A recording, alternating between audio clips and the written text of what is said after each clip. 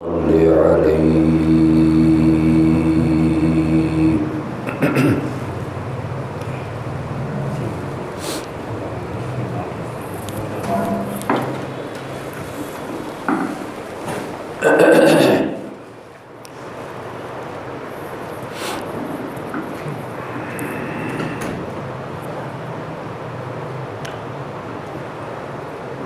ماہ ربیع الاول کی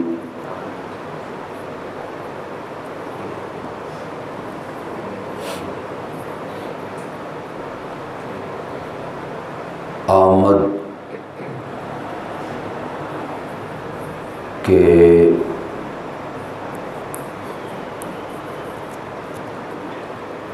ساتھ ہی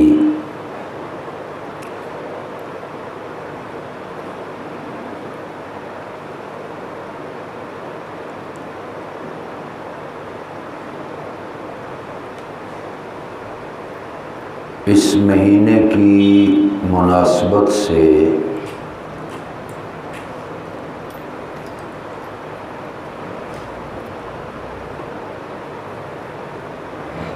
سیرت کے حوالے سے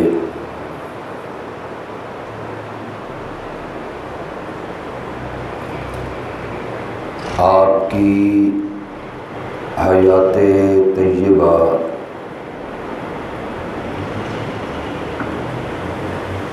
مقدسہ کے حوالے سے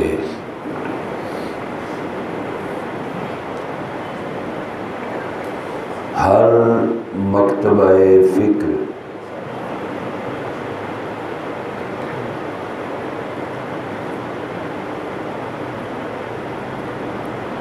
اس سلسلہ میں اپنے بیانات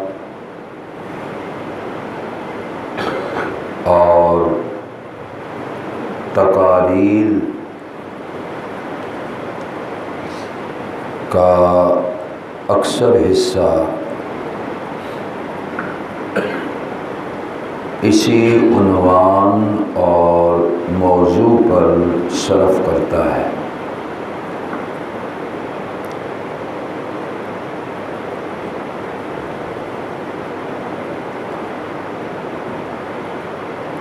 میں نے گزشتہ جمعہ کے بیان میں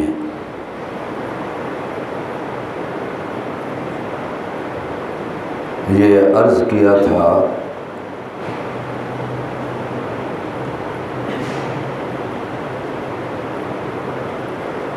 کہ ربیع الاول کا جو پیغام ہے اس مہینے کا جو میسج ہے وہ صرف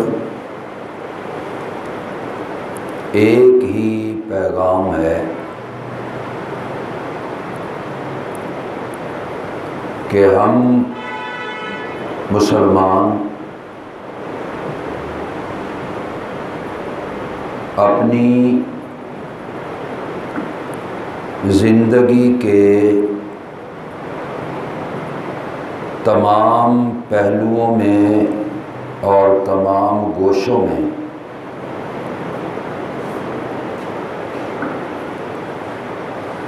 صرف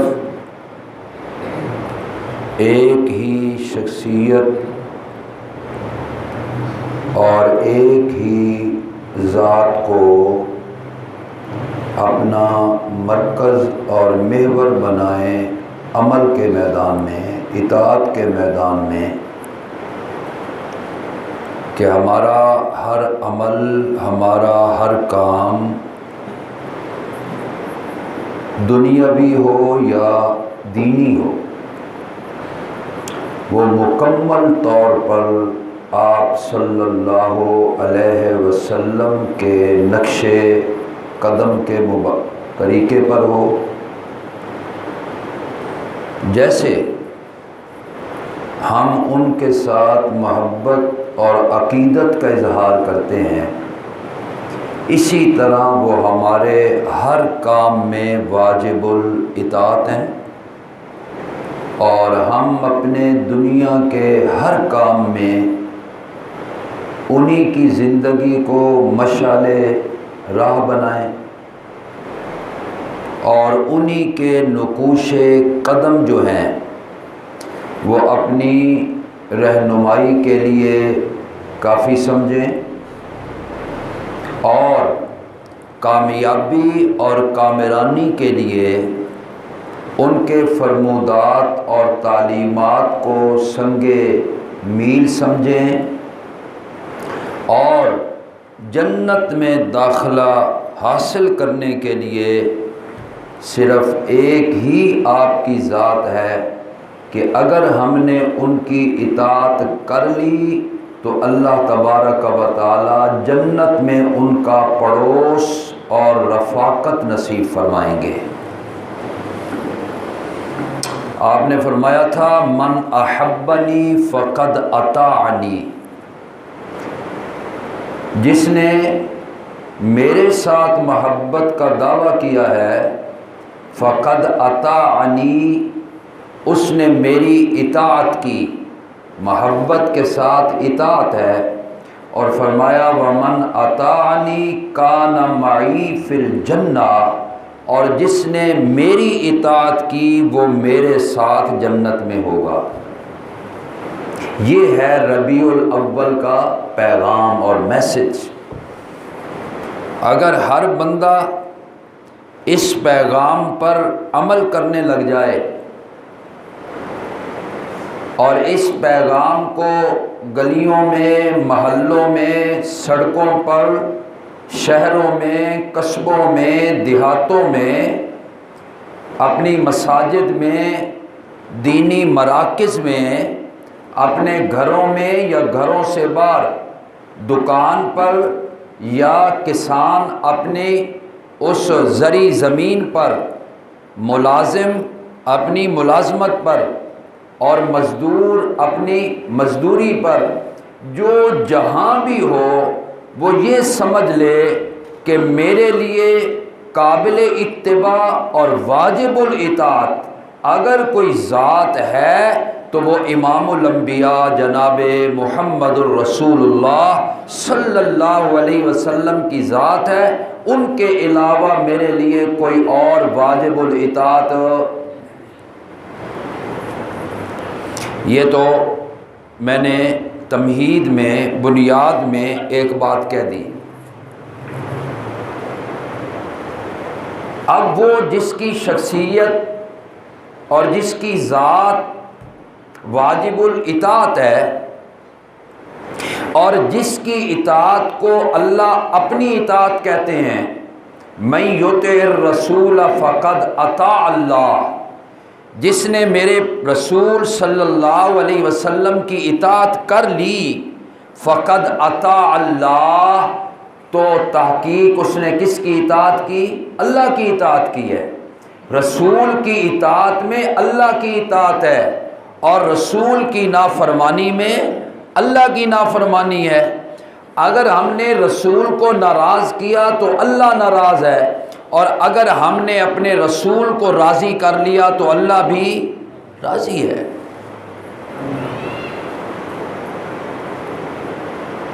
محبت کا اظہار کرنا بڑا آسان ہے۔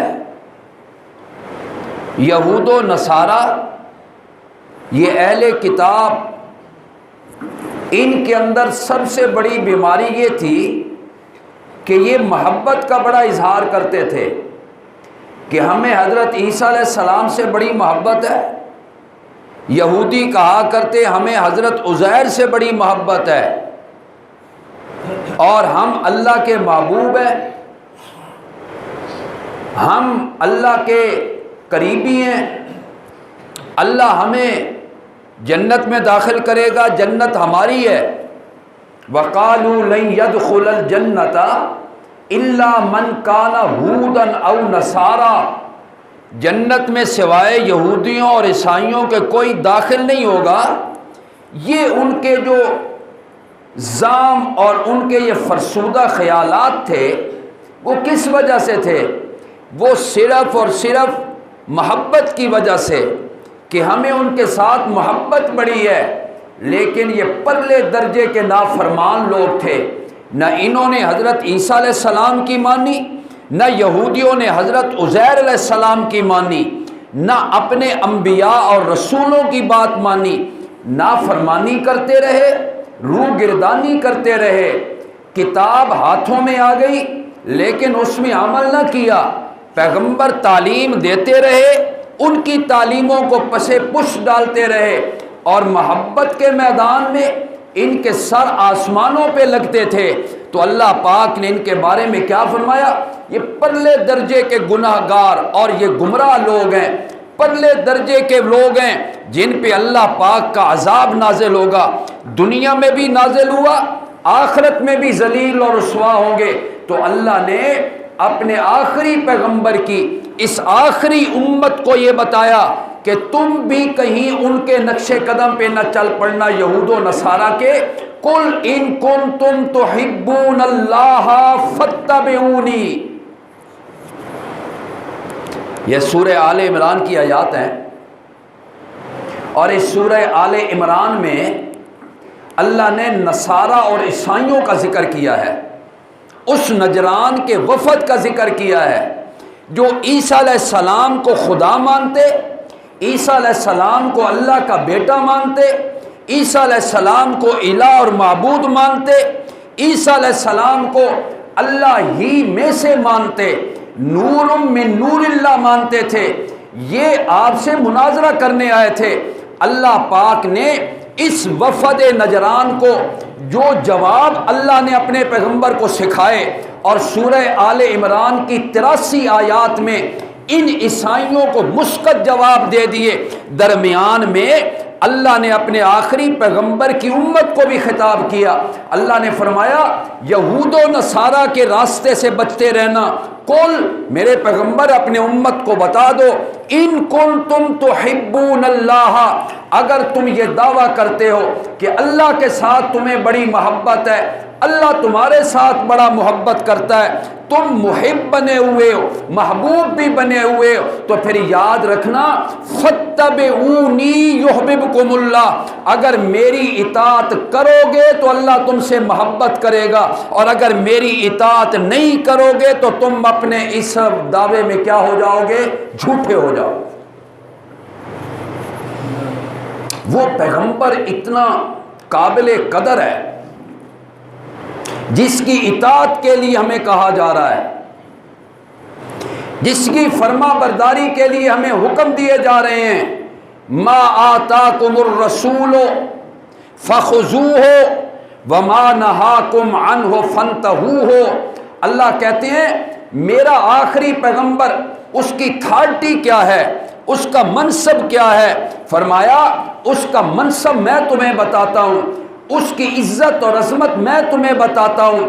آتاکم الرسول، میرا پیغمبر تمہیں کچھ دے دے، فخذوہ، اس کو لے لیا کرو، وما نہاکم عنہ، اور جس چیز سے میرا پیغمبر منع کرے فانتہو، رک جایا کرو۔ یہی تو دین ہے، اور دین کس کا نام ہے؟ آج ہم محبت کا دعویٰ تو کرتے ہیں، لیکن اطاعت اور فرما برداری اس کے اندر ہم کمزور ہیں، ضعیف ہیں۔ محبت کا دعویٰ تو ہے لیکن اطاعت کہاں ہے، فرما برداری کہاں ہے؟ واقعی محبت کے قابل ہیں وہ پیغمبر، وہ ہمارے عظیم الشان پیغمبر، جلیل القدر پیغمبر، عظیم المرتبت پیغمبر، بہت اونچی شان والے پیغمبر ہیں۔ اللہ پاک نے تو انہیں جو عزت اور عظمت عطا فرمائی ہے، وہ تو عزتیں اور عظمتیں کسی کے حصے میں، کسی کے نصیب کے اندر نہیں آئی ہیں، بلکہ اللہ نے ساری عظمتیں اور ساری عزتیں اور سارے کمالات اللہ نے اپنے پیارے پیغمبر کی جھولی میں ڈال دی ہیں۔ اگر یہ ہے اطاعت کیوں نہیں ہے؟ دیکھیے نبی علیہ السلام کا پیدا ہونے سے لے کے آپ پیدا ہوئے، آپ کی ولادت ہوئی، اس وقت سے اس دنیا کے اندر تبدیلی آنی شروع ہوئی ہے، اور آپ کے پیدا ہونے سے ہی وہ اثرات مرتب ہونے شروع ہو گئے جو پہلے کئی صدیوں تک اسی طرح چلتے رہے، وہ آگے آگ اسی طرح بہتی رہی، اور وہ دریا اسی طرح خشک ہوتے رہے اور بہتے رہے۔ لیکن نبی علیہ السلام کے پیدا ہوتے ہوئے بھی پھر کیا ہوا تھا؟ پھر کیسر و کسرا کے محلوں کے اندر جو کنگرے تھے وہ گرنے شروع ہو گئے تھے، اور وہ آتش کدہ ایران جس میں کبھی آگ نہیں بجھا کرتی تھی، میرے پیغمبر کے پیدا ہونے سے ہی آتش کدوں میں آگ بجھ گئی۔ جہاں تک محبت کا تعلق ہے، محبت بھی کرنی ہے، اس لیے کہ آپ سے اگر محبت نہیں تو بندہ ایماندار بھی نہیں۔ نبی علیہ السلام نے خود فرمایا تھا کوئی بندہ اس وقت تک ایمان والا نہیں بن سکتا ہے، لا یؤمن احدکم، تم میں سے کوئی اس وقت تک ایمان والا نہیں جب تک میں اس کے والدین سے زیادہ، اس کی اولاد سے زیادہ، وولدہ والناس اجمعین، اس کے ماں باپ سے زیادہ، اس کی اولاد سے زیادہ، اور کائنات بھر کے لوگوں سے زیادہ پیارا نہ بن جاؤں۔ پیار تو ان سے کرنا ہے، اس لیے کہ وہ پیار اور محبت کا بھی مرکز ہے۔ اللہ پاک نے مرکز بنایا، انہیں نے آپ کو مرکز بنایا گیا کہ دنیا میں سب سے زیادہ محبوب کون ہونا چاہیے؟ اللہ کے بعد اگر سب سے محبوب ترین ہستی ہے تو وہ آمنہ کا لال ہے صلی اللہ۔ صرف اس ربیع الاول کے مہینے میں نے آپ کو دو چیزیں بتانی ہیں، ایک محبت اور ایک اطاعت۔ اگر یہ دو چیزیں اور یہ ہم اس کو سمجھ لیں اور یہ ہمارے دماغ میں آ جائیں کہ محبت ہے وہ بھی انتہا پہ ہونی چاہیے، اور اگر اطاعت ہے تو وہ بھی انتہا پہ ہونی چاہیے۔ محبت سے زیادہ بھی آپ جیسا کوئی نہیں، اور اطاعت کے قابل بھی آپ سے بڑھ کے اونچا مینار ہے جس پہ اللہ پاک نے آپ کو بٹھایا ہے۔ بھئی کیوں نہ محبت کرے ان سے، محبت کیوں نہ کرے ان سے؟ اللہ اکبر۔ جب آپ پیدا ہوئے، پیدا ہونے سے ہی وہ چیزیں لوگوں کے سامنے آنے لگ گئی جو پہلے اوجھل تھی، نظر ہی نہیں آیا کرتی تھی لوگوں کو، وہ آہستہ آہستہ لوگوں پر عقدے کھلنے لگ گئے، اور لوگوں کو یہ سمجھ آنے لگ گئی کہ یہ جو بچہ پیدا ہوا ہے نا، یہ بڑے بخت والا بچہ ہے، یہ بڑی سعادت والا بچہ ہے، یہ بڑا خوش نصیب بچہ ہے، یہ بڑا خوش بخت بچہ ہے۔ اور میں کہتا ہوں اس لیے خوش بخت، اس لیے خوش نصیب ہے کہ اللہ پاک نے جس خاندان میں سے آپ کا تعلق بنایا وہ خاندان بھی بڑا خوش بخت اور سعادت والا تھا، اور جس ماں باپ سے آپ کو پیدا کروایا وہ ماں باپ بھی بڑے سعادت والے تھے، اور جس مکہ شہر کے اندر پیدا ہوئے ہیں وہ مکہ شہر بھی بڑا سعادت والا تھا اور بڑی عظمت والا تھا۔ اور چھوڑیے اس باتوں کو، حقیقی والد عبداللہ ہے، حقیقی والدہ آپ کی آمنہ ہے، اور جس دایا نے آپ کو دودھ پلایا تھا جو مکے کے اندر آئی تھی حضرت حلیمہ سعدیہ، اس کو بھی دیکھو کتنی خوش بخت اور خوش سعادت والی وہ بی بی بن گئی۔ یعنی ایک تو آپ خود بڑے خوش بخت اور خوش نصیب، اور جو جو آپ سے تعلق بناتے گئے وہ بھی خوش نصیب بنتے چلے گئے۔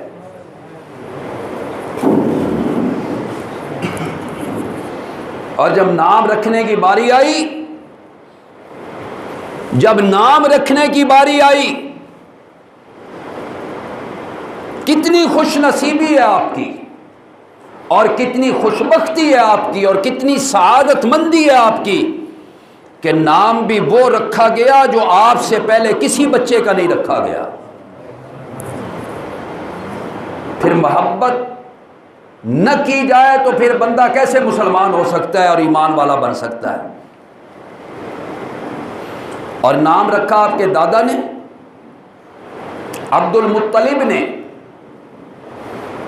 نام کیا رکھا؟ محمد صلی اللہ علیہ وسلم۔ سب حیران ہوئے، سب حیران ہوئے کہ اس مکہ کے سردار نے اپنے پوتے کا نام کیا رکھا ہے؟ ایسے نام والا بچہ تو پہلے کبھی پیدا ہی نہیں ہوا، کبھی ایسے بچے کا نام رکھا ہی نہیں گیا جو نام اس کا رکھا گیا ہے۔ وجہ یہ تھی کہ وہ لوگ اپنے بچوں کے نام اپنے بتوں اور معبودوں کے نام پہ رکھا کرتے تھے۔ کوئی رکھتا عبد العزیٰ کہ یہ عزیٰ کا بندہ ہے، کوئی عبد الکعبہ رکھتا، جی کوئی عبد الشمس رکھتا، کوئی نام رکھتا، کوئی نام رکھتا، کوئی عبد الدار نام رکھتا کہ یہ آستانے کا بندہ ہے۔ آستانے بنائے ہوئے تھے انہوں نے، ایک ایک آستانہ انہوں نے بنایا ہوا تھا۔ اپنے بچوں کے ناموں کی نسبت کسی نے اپنے معبود کی طرف کر دی، کسی نے اپنے معبود کی طرف کر دی، کسی نے اپنے معبود کی طرف کر دی۔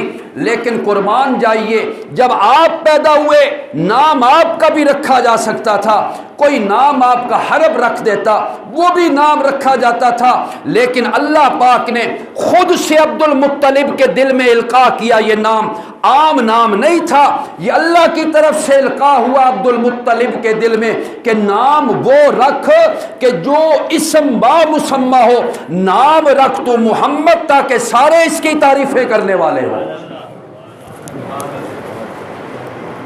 کیا اس ذات سے محبت نہ کریں؟ محبت کا ایک مرکز بنایا آپ کو اللہ تبارک و تعالی نے، اپنی محبت مشروط کر دی آپ کی اطاعت اور محبت سے۔ اگر ان کو درمیان میں سے نکالو گے، میں نہیں ملوں گا، مجھ تک نہیں پہنچ سکو گے، میری محبت حاصل نہیں کر سکو گے، پہلے میرے پیغمبر کے پاس آؤ، جب یہاں پہ آؤ گے تو میں ملوں گا۔ اس سے بڑھ کر کیا خوش بختی ہو سکتی ہے؟ محبت ہے تو کامل، اور اگر آپ کی اطاعت ہے تب بھی یاد رکھنا دونوں چیزیں ہیں۔ اگر ایک چیز بھی ادھر ادھر ہو گئی، اطاعت ہوئی محبت نہ ہوئی، پھر بھی ناکامی ہے، اور اگر محبت ہوئی اور اطاعت نہ ہوئی پھر بھی ناکامی ہے۔ یہ دونوں چیزیں چلے گی، محبت بھی اور اطاعت بھی۔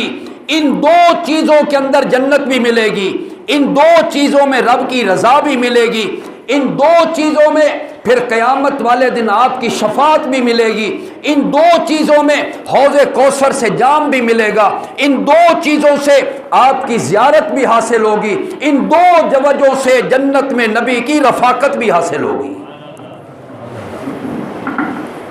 صرف یہود و نصارہ کی طرح یہ نہیں کرنا محبت ہی محبت اور آگے عمل کوئی نہ ہو، اس لیے کہ یہود و نصارہ بے عمل لوگ تھے، ان کا عمل کوئی نہیں تھا۔ عیسیٰ علیہ السلام کی شریعت پہ عمل کوئی نہیں تھا، پہلے پیغمبر جو کہا کرتے تھے ان پہ عمل نہیں تھا، اور نبی علیہ السلام نے اسی لیے فرمایا تھا کہ اگر میرے ساتھ محبت کرتے ہو تو محبت کے بعد سب سے پہلا کام یہ ہے کہ جو کچھ میں کہتا چلا جاؤں کرتے چلے جاؤ، اور جس سے میں منع کرتا چلا جاؤں اس سے رکتے چلے جاؤ۔ اب اپنی زندگی میں دیکھنا ہے ہم نے نام کیا رکھا؟ محمد، کہو صلی اللہ علیہ وسلم۔ کتنا سعادت مند بچہ پیدا ہوا ہے، کتنا سعادت مند، خوش بخت، خوش بخت، خوش نصیب اور جو جو اس کے ساتھ لگتا چلا گیا اس کے نصیب بھی جگاتا چلا گیا، جو جو اس سے اپنا تعلق باندھتا چلا گیا، ان کی اطاعت کرتا چلا گیا، ان سے محبت کرتا چلا گیا، وہ خود تو خوش بخت تھا ہی تھا، دوسروں کے بھی بخت جگاتا چلا گیا، دوسروں کے نصیب بھی سنوارتا چلا گیا۔ یہ صرف اور صرف اگر کسی کے حصے میں آیا ہے تو یہ عبداللہ کے در یتیم اور آمنہ کے لال کے حصے میں آیا ہے۔ ایسے نام آپ کا جو رکھا گیا، دیکھیں نا، آپ کا نام بھی الہامی اور القائی نام ہے۔ آپ کی والدہ کا نام بھی کیا ہے؟ وہ بھی ایسا ہی، ورنہ پہلے ایسی عورتوں کے نام نہیں ہوا کرتے تھے۔ آپ کے والد کا نام دیکھیں، اس نام کے کوئی نہیں ہوا کرتے تھے۔ آپ کا نام بھی الہامی محمد صلی اللہ علیہ وسلم، اور آپ کی والدہ کا نام دیکھو آمنہ، کتنا خوبصورت نام ہے۔ ہاں،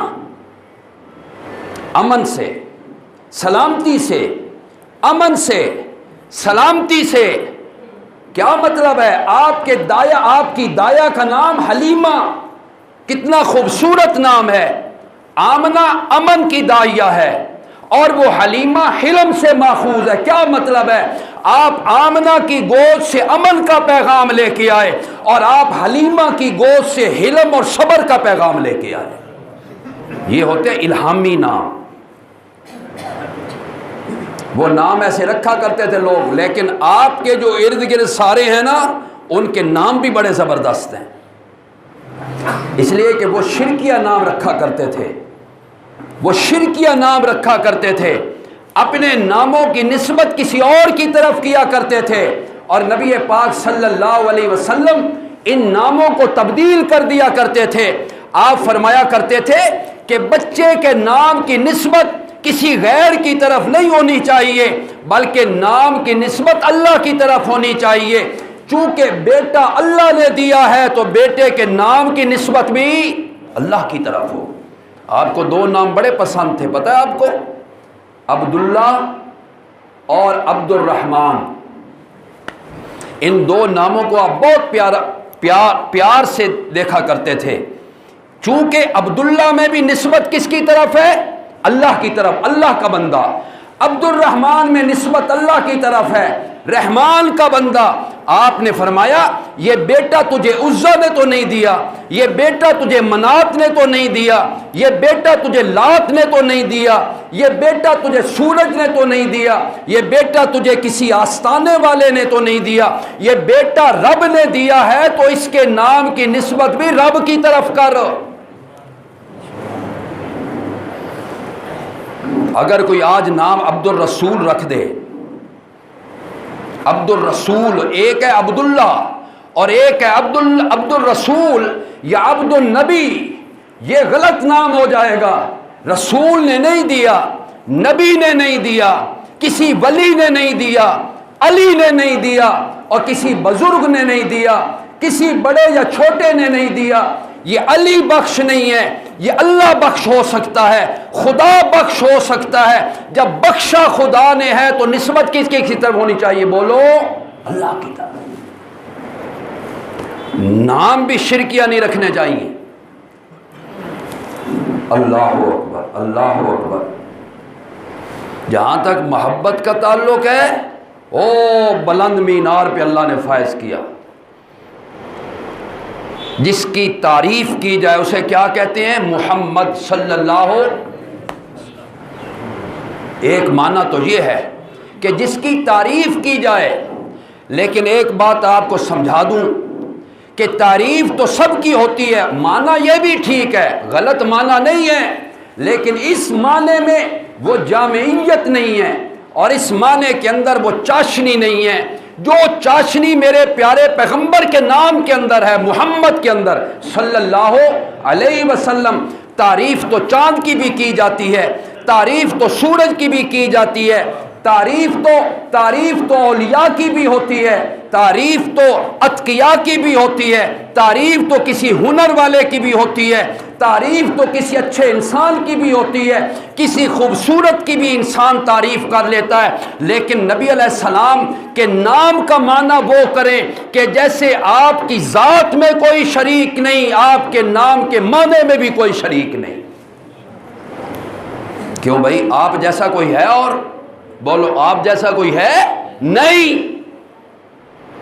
یہ میں آپ کو سمجھاؤں گا انشاءاللہ آئندہ آنے والے جمعوں میں کہ محبت کیا ہوتی ہے اور اطاعت کیا ہوتی ہے۔ محبت یہ ہے کہ ہمارا یہ ایمان ہونا چاہیے کہ اللہ وہ اپنی ذات میں لا شریک ہے، وہ اپنی صفتوں میں لا شریک ہے، نہ اس کی ذات میں کوئی شراکت رکھ سکتا ہے، نہ اس کی صفتوں میں کوئی شراکت رکھ سکتا ہے۔ اس لیے کہ خالق جو ہوا، مالک جو ہوا، رازق جو ہوا، محیی ممیت جو ہوا، اللہ جو ہوا، اللہ اکبر جو ہوا، خالق ہونے میں اس جیسا کوئی بھی نہیں ہے۔ اشہد ان لا الہ الا اللہ وحدہ لا شریک لہ، اس کا کوئی بھی شریک نہیں خالق ہونے میں۔ اسی طرح ہماری محبت جو اپنے پیغمبر کے ساتھ ہے، ہم یہ کہیں گے جیسے خالق ہونے میں اس جیسا کوئی نہیں، مخلوق ہونے میں میرے محمد جیسا کوئی نہیں۔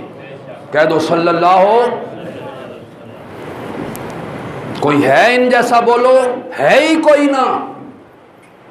ایک بات عرض کروں، پھر اگلے جمعے پر انشاءاللہ باقی میں آپ کے سامنے عرض کروں گا۔ اللہ اکبر۔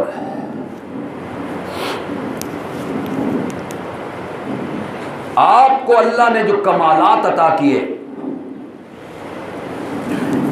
جو صفات عطا کی، پتہ ہے وہ کیسی؟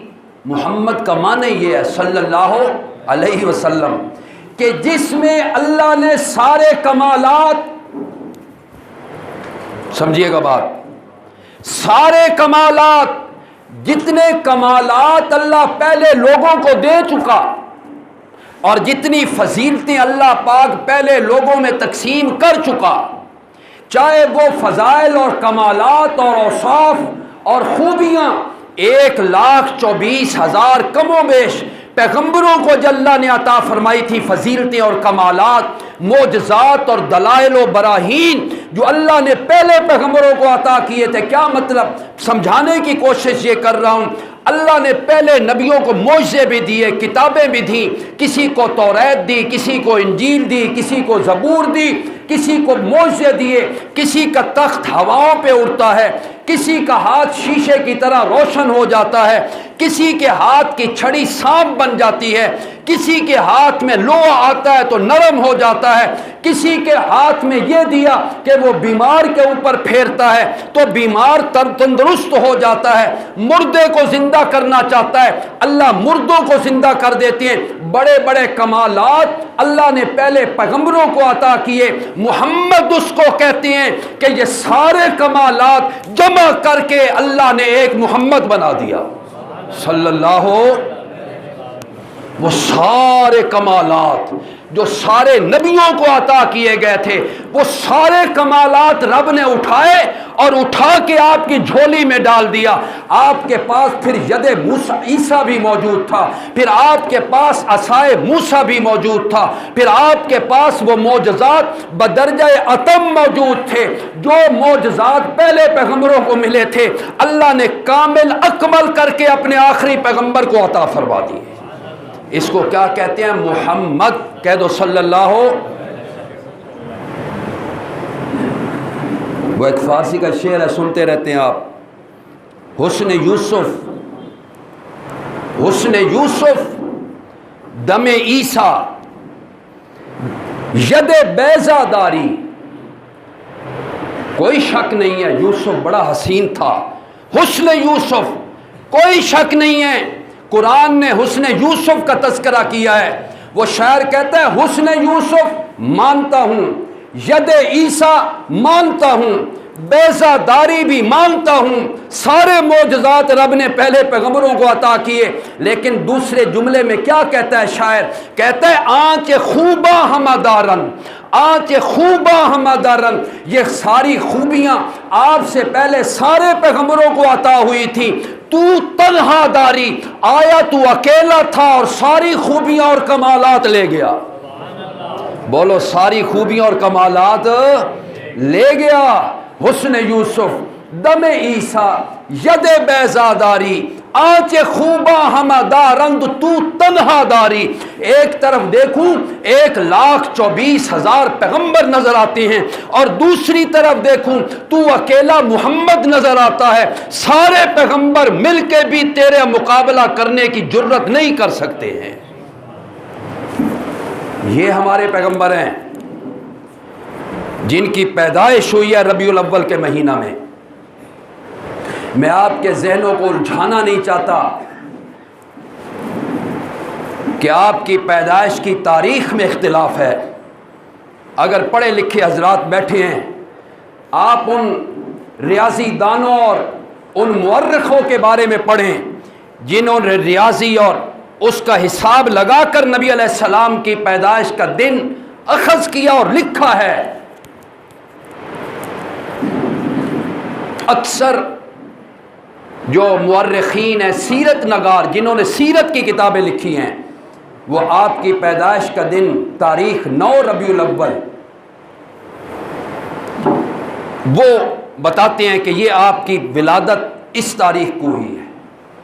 حالانکہ نبی علیہ السلام نے کبھی اپنی زندگی میں اپنی پیدائش یا ولادت کی تاریخ سے صحابہ کو آگاہ نہیں کیا کہ میں کون سی تاریخ کو پیدا ہوا ہوں، اس لیے کہ نبی علیہ السلام یہ بتانے نہیں آئے تھے کہ میں کون سی تاریخ کو پیدا ہوا ہوں، یہ بتانے نہیں آئے تھے کہ میری اس ولادت والے تاریخ والے دن یہ کام کرنا۔ یہ کرنے کے لیے نبی علیہ السلام کو اللہ نے مبعوث نہیں کیا تھا، بلکہ آپ کی بعثت اور آپ کا دنیا میں بھیجا جانا اس لیے تھا کہ میرے پیارے پیغمبر، جو ذمہ داری میں نے پہلے نبیوں کے ذمے لگائی تھی وہی ذمہ داری آپ کے ذمے لگا رہا ہوں۔ آپ آئیے اور ان لوگوں کو وہ پیغام سنائیے، آپ پیغام سناتے چلے جائیں، میں آپ کے مقام و مرتبے کو بلند کرتا چلا جاؤں گا۔ نبی علیہ السلام نے ساری زندگی یہ کام کیا تھا، لوگوں کے سامنے اپنی عملی زندگی کو رکھا تھا، اپنے شب و روز کو رکھا تھا، اپنی خلوت اور جلوت کو رکھا تھا۔ اور ہمارا پیغمبر تو اتنا عالمگیر پیغمبر ہے، ایسا آفاقی پیغمبر ہے کہ آپ نے پوری زندگی میں چھوٹے سے چھوٹے عمل سے لے کے بڑے سے بڑے عمل تک لوگوں کو کر کے دکھایا۔ کھاتے کس طرح سے ہیں، پیتے کس طرح سے ہیں، بیٹھتے کس طرح سے ہیں، سوتے کس طرح سے ہیں، تجارت کیسے کرتے ہیں، کھیتی باڑی کیسے کرتے ہیں اور کاروبار کیسے کرتے ہیں، اپنی بیویوں کے ساتھ سلوک کیسا ہوتا ہے، اپنے بچوں کے ساتھ سلوک کیسا ہوتا ہے، رشتہ داروں کے حقوق کیا ہیں، ایک ایک چیز میرے پیارے پیغمبر نے لوگوں کے سامنے بیان کی، ایک ایک چیز میرے پیغمبر نے بیان کی ہے۔ اور آج پھر کہہ رہا ہوں، آخری جملہ کہہ رہا ہوں، محبت میں کمی آ گئی ایک بال کے برابر، نبی علیہ السلام کی محبت میں کمی آ گئی ایک بال کے برابر بھی رب کی قسم ہے وہ بندہ مومن نہیں ہو سکتا ہے۔ نبی علیہ السلام نے کہا اگر مومن بننا چاہتے ہو تو پھر پوری دنیا کی ہر چیز سے زیادہ میرے ساتھ محبت کرو، میرے ساتھ محبت کرو۔ اللہ نے مجھے محبت کا مرکز بنایا ہے، محور بنایا ہے، سر چشمہ بنایا ہے۔ ایک طرف محبت کے بارے میں کہہ دیا اور دوسری طرف یہ کہہ دیا اب اطاعت اور فرما برداری موسیٰ علیہ السلام کی نہیں کی جائے گی، عیسیٰ علیہ السلام کی نہیں کی جائے گی، کسی پہلے پیغمبر کی شریعت کی نہیں کی جائے گی، تابع داری میری کرو گے، شریعت میری اپناؤ گے، اسوہ میرا اپناؤ گے، نمونہ مجھے بناؤ گے، تعلیمات میری پہ عمل کرو گے، فرمودات میرے قبول کرو گے، پھر میں تمہیں اس بات کی یقین دہانی کراتا ہوں کہ تم میرے ساتھ جنت کے اندر داخل ہو جاؤ گے۔ کیا چیزیں ہیں جی؟ دو یاد رکھنا، इस रबीउल अव्वल और आने वाले जुमों के अंदर ये दो चीज़ें चलेंगी।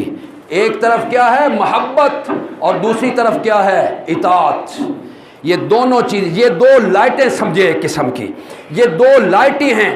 जैसे गाड़ी के सामने दो लाइटें होती हैं, रास्ता क्लियर होता है, रास्ता साफ होता है। और ये नहीं कि इताअत हो मोहब्बत न हो, मोहब्बत हो इताअत न हो। सिर्फ खाली खूली नारों से काम नहीं चलेगा, खाली खूली दावों से काम नहीं चलेगा। मैंने नारे लगा दिए, मैंने दावे बड़े कर दिए, मैंने ये कर दिया वो कर दिया, मैंने इतना पैसा खर्च कर दिया।